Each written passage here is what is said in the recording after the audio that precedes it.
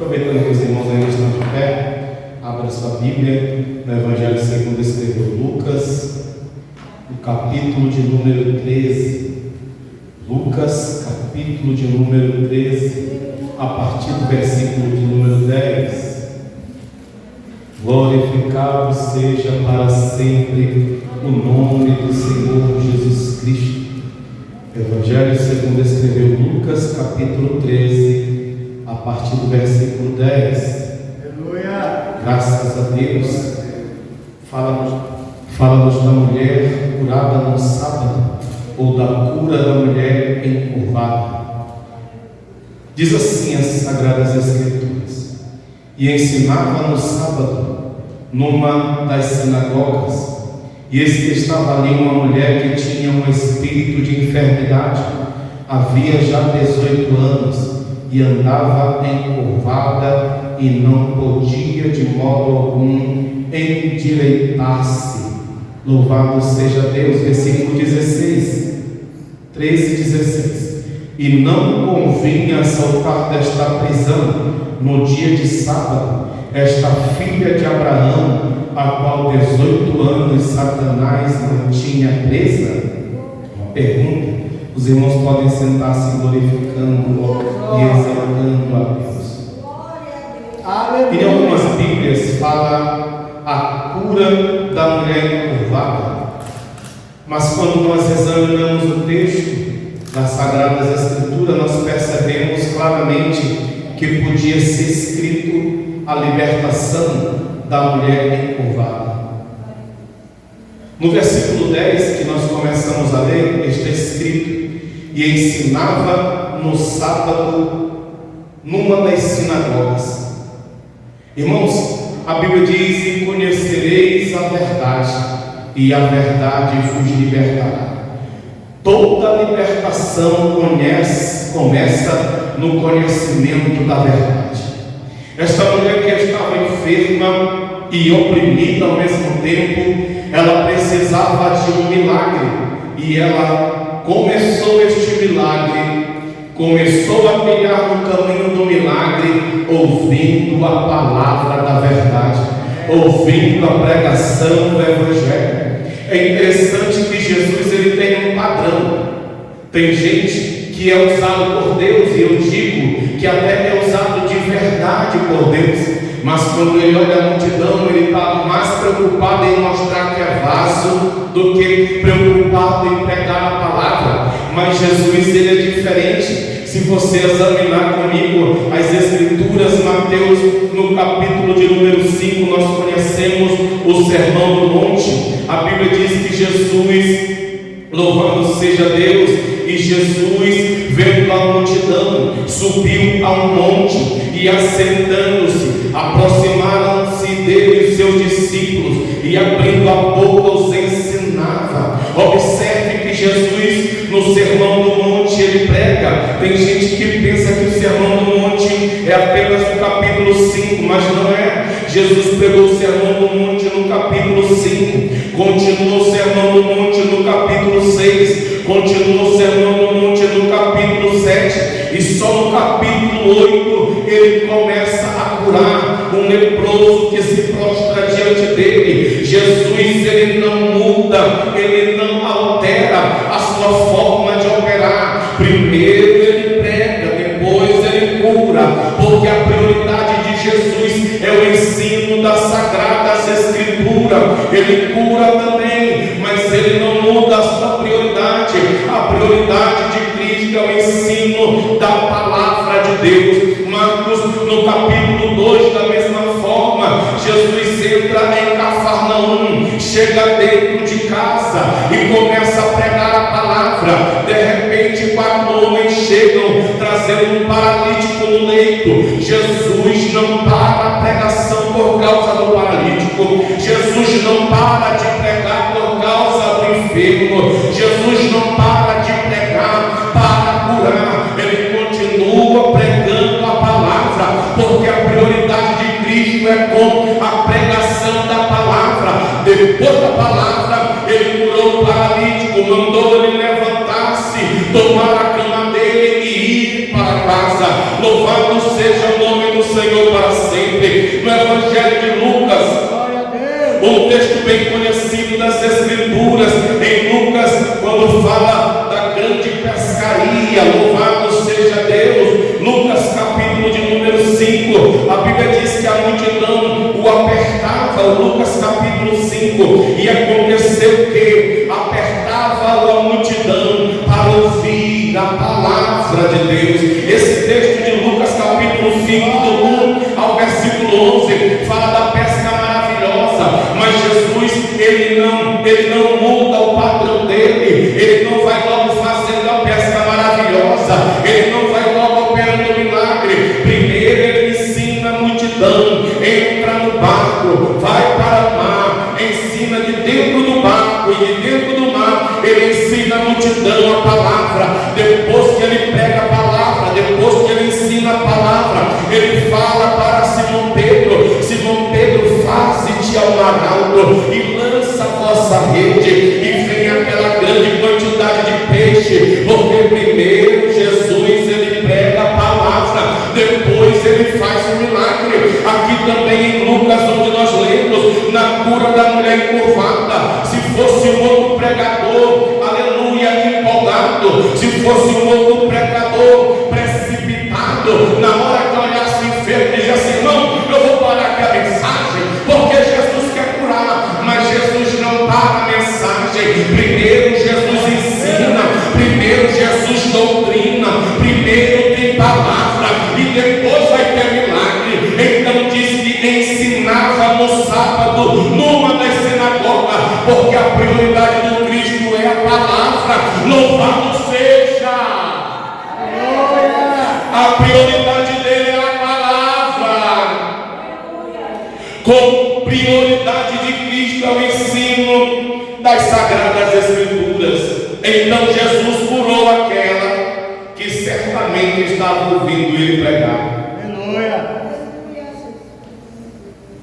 Versículo 11 diz: e eis que estava ali uma mulher que tinha um espírito de enfermidade. Diz, estava ali.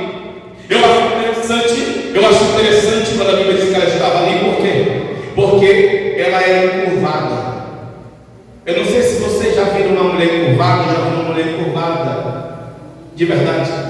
E ela era tão encurvada que ela só apoiava, era na parte lombar dela, ela só olhava para baixo. E ela, logicamente, não podia endireitar-se como essa mulher. Irmãos, essa mulher tinha todos os motivos para estar em casa. Ela podia dizer: não, hoje eu não vou para a igreja. Por quê? Porque eu não estou bem. Mas ela prioriza o culto. Ela tinha todos os motivos para ficar em casa. Ela podia dizer: eu vou ficar em casa porque Deus vai entender. Hoje em dia está na moda dizer que Deus entende, está na moda dizer Deus sabe. Mas para essa mulher não tinha Deus entende, porque o prazer dela era de estar ouvindo a pregação da palavra. Ela foi para a casa de Deus porque ela queria ouvir a pregação da palavra. E a Bíblia diz que Jesus estava ensinando, e estava ali uma mulher que tinha um espírito de enfermidade. Irmãos, existem enfermidades naturais. Por exemplo, uma mulher, um homem que já chegou numa certa idade pode ter problemas nos ossos. Osteoporose, por exemplo, é um problema, uma enfermidade natural da idade. Existem enfermidades também causadas por acidente, como alguém que cai de moto e bate a cabeça, pode ter sequelas. São enfermidades decorrentes de causas de acidente. Mas a Bíblia está falando aqui de uma enfermidade causada por um espírito de enfermidade. Diz assim: estava ali uma mulher que tinha um espírito de enfermidade há 18 anos. Irmãos, isso aqui, ele nos chama a atenção porque essa mulher prioriza a casa de Deus, mas tem um espírito de enfermidade. Essa mulher está ouvindo a pregação da palavra de Jesus, mas tem um espírito de enfermidade. Essa mulher sai da casa dela para ir para a igreja, mas mas tem um espírito que aprisiona ela. Louvado seja Deus. Alguém diz: pastor, mas isso não era demônio, isso era doença. Lucas no capítulo 13, onde nós lemos no versículo 16, Jesus diz: e não convinha soltar desta prisão. Jesus está dizendo que ela estava numa prisão e não convinha soltar desta prisão. No dia de sábado, esta filha de Abraão, a qual há 18 anos Satanás mantinha presa, Jesus está dizendo que essa mulher encurvada não era só uma doença, ela estava numa prisão. E Jesus também disse que essa mulher encurvada estava presa por Satanás. Esse texto me alegra, mas também me preocupa. Por que ele me alegra? Porque mostra que Jesus, ele conhece quem está liberto e quem não está. Ele me alegra porque mostra o cuidado de Jesus com as mulheres e com as pessoas de forma geral. Mas ele me preocupa porque ele mostra que tem gente que gosta de ir para a igreja, mas não está liberto. Tem gente que até gosta de ouvir pregação, mas não está liberto. Tem gente que até gosta de ir para o culto, mas não está liberto. Essa mulher estava no culto de Jesus, mas não estava liberta, porque nem todo mundo que ouve Jesus falar, aleluia, está liberto. Mas naquele dia que Jesus impôs as mãos sobre ela, ela ficou liberta para sempre. Louvado seja! Louvado seja Deus! Estava ali uma mulher que tinha um espírito de enfermidade há 18 anos. Ela andava encurvada. Tem gente que está que nem essa mulher, está indo para a igreja, mas não consegue olhar para cima, só olha para baixo. Está indo para a igreja, mas não consegue olhar para frente, só olha para baixo. Eu vou dizer de uma forma, aleluia, fazendo uma comparação. Tem gente que ele está vindo para a igreja, tá bom, irmão? Não tá bom, não. Tá, por que ele fala que não tá bom? Porque a visão dele é só para baixo. Irmão, tá só vitória, só pensa ele, não, tá tudo ruim. Por quê? Porque ele não consegue olhar para cima, ele só consegue olhar para baixo. Mas aleluia, aleluia, tem vitória para esse crente? Tem. Por quê? Porque se você estiver aqui ouvindo a palavra do Evangelho, Jesus pode libertar a tua alma e transformar no teu corpo. Fala, baixada da boa da sai. Ei, de onde é que a febre atarai? Esse que estava ali, uma mulher que tinha um espírito de enfermidade, havia já 18 anos e andava encurvada e não podia de modo algum endireitar-se. Quando Lucas diz que ela não podia de modo algum endireitar-se, ele está dizendo que ela, pela força dela, não podia se ajeitar, ela, pelo jeito dela, não podia se ajeitar, ela, pelo poder dela, não podia endireitar-se. Às vezes nós estamos assim, queremos resolver o nosso problema pela nossa força, queremos resolver a nossa causa pela nossa sabedoria, mas não podemos. O que está faltando então, pregador? Está faltando eu ter um encontro maior com Jesus Cristo, está faltando me aprofundar mais com Jesus Cristo. A Bíblia diz que no versículo 12: e vendo a Jesus. Eu acho interessante, porque talvez ela não tenha olhado Jesus. Por quê? Porque segundo alguns autores, as mulheres não podiam ocupar o mesmo espaço que os homens dentro da sinagoga. Como elas não podiam ocupar o mesmo espaço, talvez elas tivessem separado por cortinas, segundo alguns, ou até num outro ambiente, mas de toda forma ela estava lá ouvindo a palavra, e ainda assim ela era enferma, ela só olhava para baixo. Então a probabilidade dela ter olhado Jesus foi muito pequena, mas mesmo ela não tendo olhado Jesus, Jesus olhou para ela. Tem vezes que você prega para o teu filho, para o teu marido, para ele olhar para Jesus, ele não olha. Mas eu vou dizer uma coisa: mesmo teu marido, teu filho não olhando para Jesus, Jesus está olhando para a tua casa, Jesus está olhando para a tua família, Jesus está olhando para a tua dor. A Bíblia diz que Jesus, vendo aquela mulher, primeiro ele põe os olhos na mulher e depois ele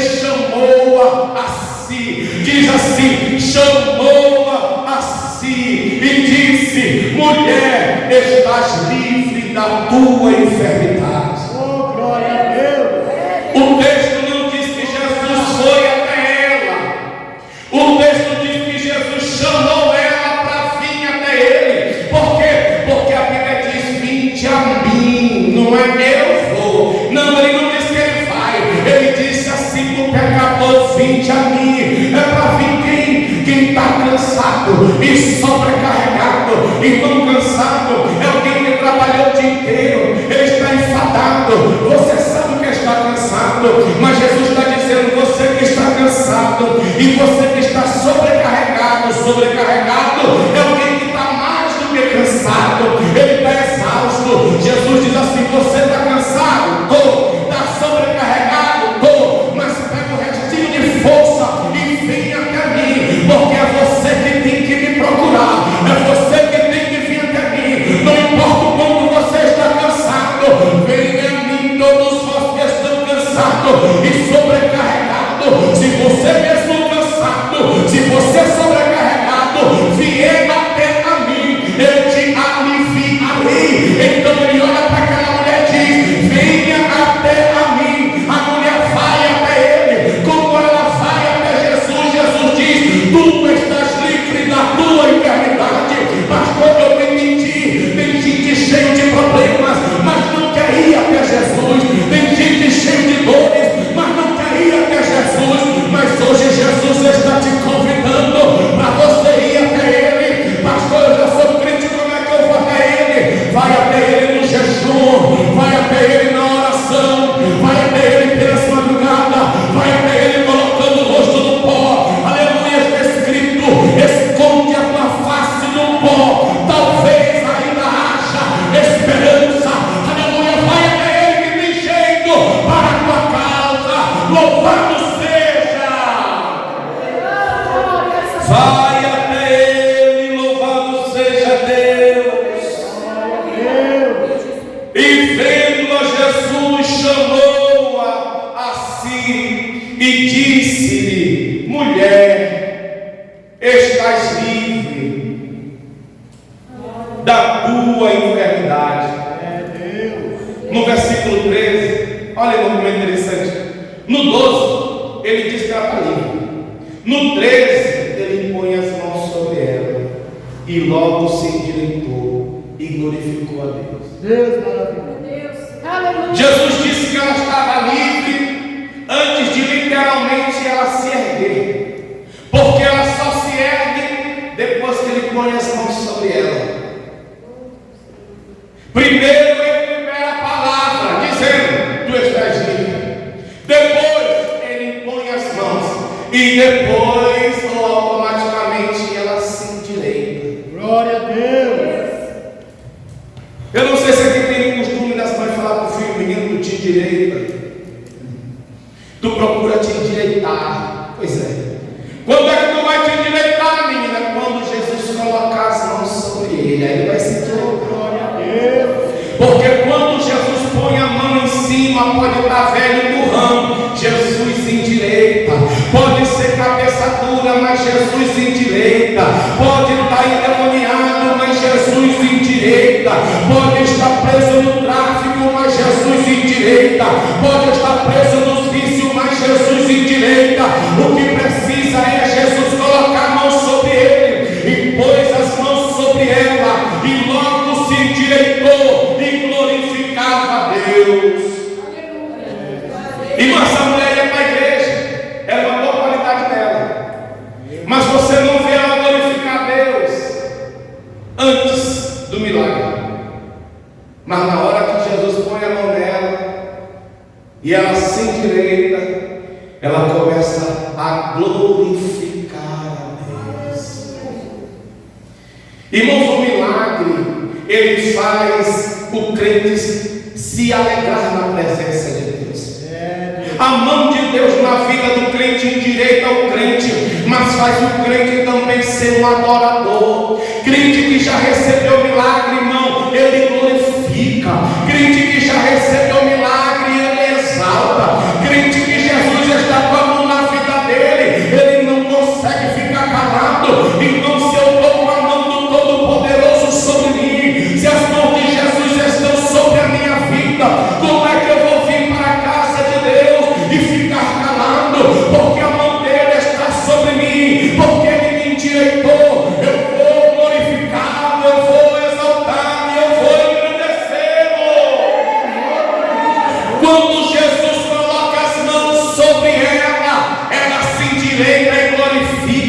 Tem crente que é contrário. O profeta põe a mão nele e ele glorifica. Alguém pega uma profecia e ele glorifica. Irmão, você não precisa da mão do profeta, você só precisa da mão de Deus na tua vida. Se a mão de Deus estiver na tua vida, você começa a glorificar, você começa a exaltar, você começa a engrandecer, porque o que faz o crente exaltar a Deus é a mão de Deus na vida dele. Louvado seja! E glorificava a Deus. No versículo 14 diz: então, tomando a palavra, o príncipe da sinagoga estava indignado porque Jesus curava no sábado. Irmãos, sempre que Jesus começa a operar, tem sempre alguém que se incomoda. É verdade. Quando Jesus começa a operar, tem sempre alguém que se incomoda. Eu vou dar um exemplo. Nós estamos perto do horário nesse tempo, e eu sei que a gente tem que ser correto nos horários.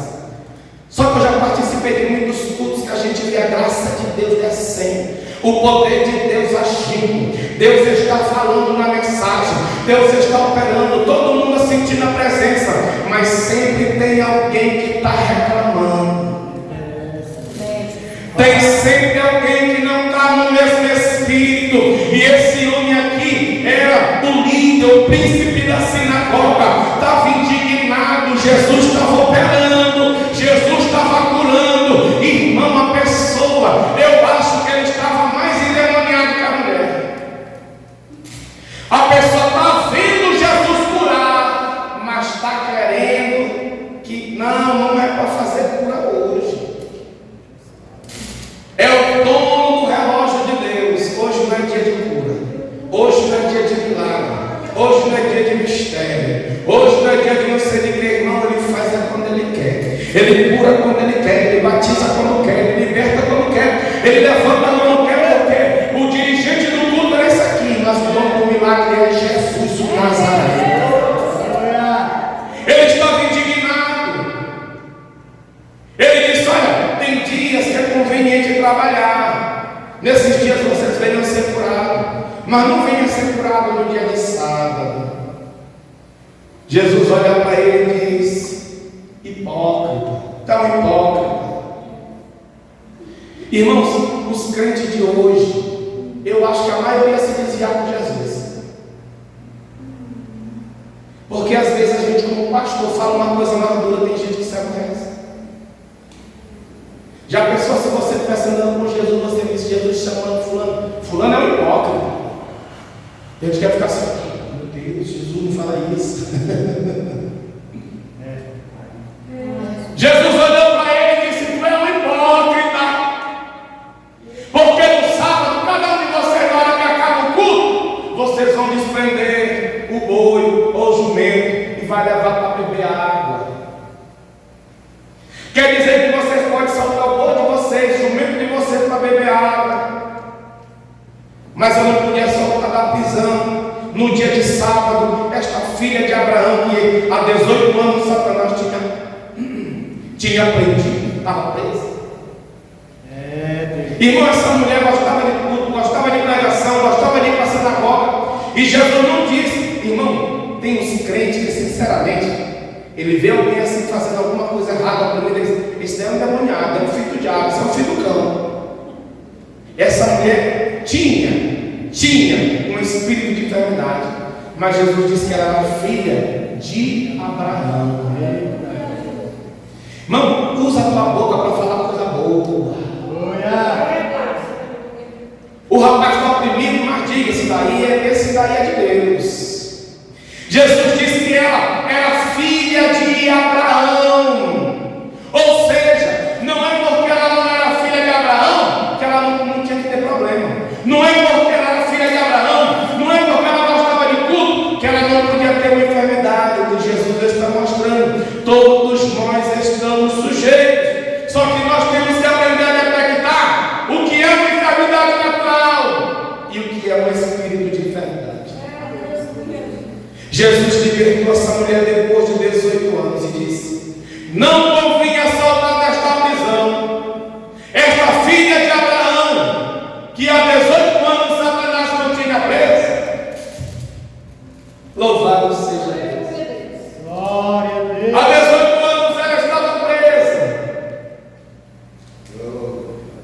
Irmãos, agora eu vou te perguntar uma coisa. Se ela estava indo para a igreja e estava presa. Se ela gostava de ouvir palavra e estava presa. Se ela estava pertinho de Jesus, Jesus pregou o culto todinho e ela ainda estava presa. Imagina aquele crente que é distante. Tem gente que é distante. Não precisa ir para a igreja. E por que ela foi? Irmãos, pare para pensar. Se essa mulher não tivesse ido para esse culto nesse dia. Tem gente que diz assim, é só no tempo, né? O milagre é só no dia e na hora certa. Pois esse dia era o dia da milagre dela. Só que o milagre também tinha lugar. E o lugar do milagre era lá na sinagoga. Você quer ouvir outra coisa? Sinagoga para nós é sinônimo de encontrar fariseu, né? Tem gente que diz, eu não vou para essa igreja. Por quê? Porque os irmãos são assim. Eu não vou para essa igreja porque o pastor é assim. Eu não vou para essa igreja porque lá só tem gente falsa. Já pensou se Jesus fosse assim? Eu não vou para a sinagoga que lá só tem fariseu. Oi, ainda bem que Jesus não pensa como alguns crentes. Estava cheio de fariseu. Escute, Jesus está chamando o chefe, o príncipe da sinagoga de hipócrita. Jesus podia dizer, eu não vou naquela igreja porque lá tem um hipócrita. Mas mesmo tendo gente hipócrita, Jesus vai lá. Mas não deixe de ir para a igreja por causa do hipócrita que está lá. Não deixe de ir para a igreja porque lá tem gente que nem essa mulher. Pronto, nesse culto aqui, só nesse culto, tinha um hipócrita e uma mulher com espírito de enfermidade. Mas tem gente que gosta de não, eu não vou nessa igreja. Ali aquela mulher todo tempo nessa igreja nunca foi liberta. Já pensou se Jesus pensasse assim? Mesmo sabendo que lá tinha uma mulher que nunca foi liberta, mas ele vai para a igreja, Jesus. E ele ensina essa mulher que era oprimida. Ele prega para todo mundo e automaticamente para essa mulher oprimida, porque Jesus, ele não faz acepção de pessoas. No versículo 17, foi o último que nós lemos, diz: e dizendo ele estas coisas, todos os seus adversários ficaram envergonhados. Mas o povo se alegrava por todas as coisas gloriosas que eram feitas por ele. Irmão, Jesus fazia muitas coisas gloriosas, mas os adversários de Jesus ficavam envergonhados. O povo se alegrava, mas os adversários ficavam envergonhados. Irmão, você tem que parar de se preocupar com o adversário. Você tem que parar de se preocupar com os inimigos. Faça a obra. Faça a obra. Vá para a igreja. Vá para o culto. Irmão, tu não foi mais para o culto. Ah, pastor, o senhor não sabe da minha luta. Está grande, irmão, tá? Por isso que você tem que ir para a igreja. Irmão, quanto maior a luta, mais você precisa estar na igreja. Ah, mas a igreja está cheia de gente errada. Pode ser uma sinagoga de fariseu. Vá para a igreja. Vá para a igreja, porque se a palavra de Jesus estiver sendo pregada lá, lá vai ter libertação. Porque é a palavra que liberta, é a palavra que salva, é a palavra que cura e é a palavra que levanta. E eu agradeço a rica oportunidade em nome de Jesus.